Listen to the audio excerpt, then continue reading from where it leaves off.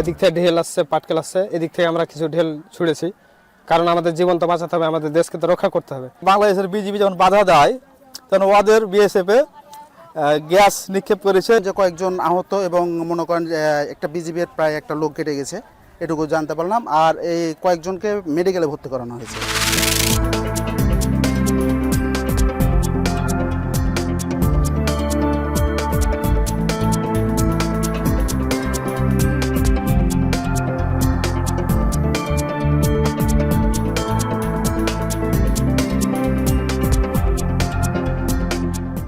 হাসিনার পতনের পর থেকে দিল্লির মাথা গরম হয়ে গেছে। তারা বাংলাদেশকে নিয়ে, বাংলাদেশের সীমান্ত নিয়ে তারা নয় ছয় করবার চেষ্টা করছে। আমরা হুঁশিয়ার করে বলতে চাই, বাংলাদেশের 2000 মানুষ জুলাই আগস্টে জীবন দিয়েছে।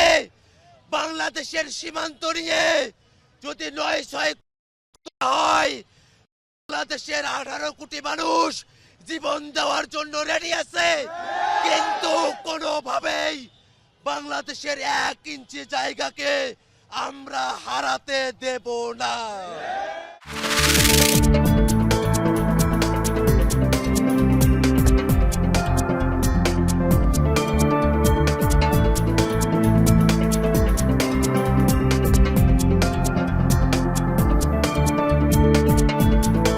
কাজে স্টেটসম্যান হিসেবে উনি দেশের বেকারদের কর্মসংস্থানের ব্যবস্থা করেছিলেন। উনি স্টেটসম্যান হিসেবে সমস্যার সমাধান করেছিলেন দেশের বৈদেশিক মুদ্রা। উনি স্টেটসম্যান হিসেবে সমস্যার সমাধান করেছিলেন বহু মানুষের কর্মসংস্থানের ব্যবস্থা করেছিলেন দেশে এবং বিদেশে। সার্ককে বাস্তবায়ন করার মাধ্যমে উনি কিভাবে বাংলাদেশকে বিশ্ব দরবারে তুলে ধরতে সক্ষম হয়েছিলেন। কাজেই প্রিয় সম্মানিত উপস্থিতিবৃন্দ, আমরা একজন রাজনীতিবিদ, একজন সৈনিক, একজন স্টেটসম্যান যেভাবেই দেখি না কেন শহীদ রাষ্ট্রপতি জিয়া রহমানকে, বলা যায় প্রায় সকল ক্ষেত্রেই উনি সফল হয়েছিলেন।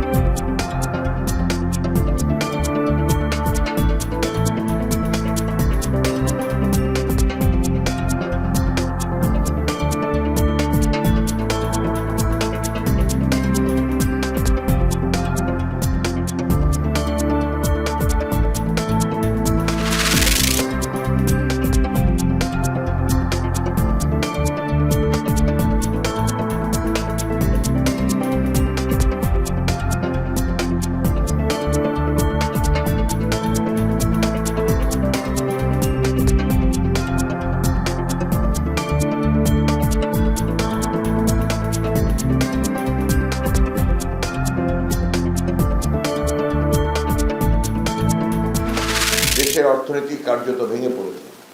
এমন বাস্তবতায় দেশের অর্থনীতিকে স্বাভাবিক ও গতিশীল অবস্থায় ফিরিয়ে নেওয়া অবশ্যই একটি বড় চ্যালেঞ্জ। দেশের শাসন ব্যবস্থায় যেই থাকুক না কেন, তাকেই সেই চ্যালেঞ্জ নিতে হবে এবং যোগ্যতা ও সাহসের সঙ্গে তা মোকাবেলা করতে হবে। কিন্তু অত্যন্ত উদ্বেগের বিষয়, বর্তমান অন্তর্বর্তী সরকার এই চ্যালেঞ্জগুলোকে কার্যকর উপায়ে মোকাবেলা না করে একটি অর্থনৈতিক গঠনের ভিত্তি তৈরির দিকে মনোযোগ না দিয়ে চলতি অর্থ বছরের মাঝপথে হঠাৎ করে ভ্যাট শুল্ক বৃদ্ধি করলো, যা সহজ কিন্তু জনগণের জন্য কল্যাণকর নয়। আমরা দেখে আশ্চর্য হয়ে গেছি কিভাবে অবিবেচকভাবে ভ্যাট বৃদ্ধি করা হয়েছে। যে কোনো একটি দেশে যদি আপনি কর সংগ্রহ করতে চান তাহলে ক্রমান্বয়ে তাকে প্রত্যক্ষ করের কাছে নিয়ে যাবে। আমরা দেখলাম না কোনো প্রত্যক্ষ কর আহরণের জন্য কোনো পরিকল্পনা। যারা টিআইএন আছে কিন্তু যারা ট্যাক্স দেয় না তাদের প্রতি কি আচরণ করা হবে তার কিন্তু কোনো পরিকল্পনা এলো না। অর্থাৎ আপনি পরোক্ষ করের দিকে আগে গেলেন প্রত্যক্ষ করকে বাদ রেখে। যুদ্ধ আমাদের শেষ হয়, আমাদের সন্তানেরা স্লোগান দিচ্ছে এখনো, আবু সাইদ মুগ্ধ, শেষ হয়নি যুদ্ধ। এই কোরআনের শাসন কায়েমের মধ্য দিয়ে একটা মানবিক বাংলাদেশ আমরা করতে চাই, দুর্নীতি এবং দুঃশাসন মুক্ত বাংলাদেশ করতে চাই, বৈষম্যহীন, দুর্নীতি মুক্ত, চাঁদাবাজ মুক্ত, ঘুষ মুক্ত একটি ন্যায় ইনসাফের বাংলাদেশ গড়েই আমরা মানবিক বাংলাদেশ করতে চাই।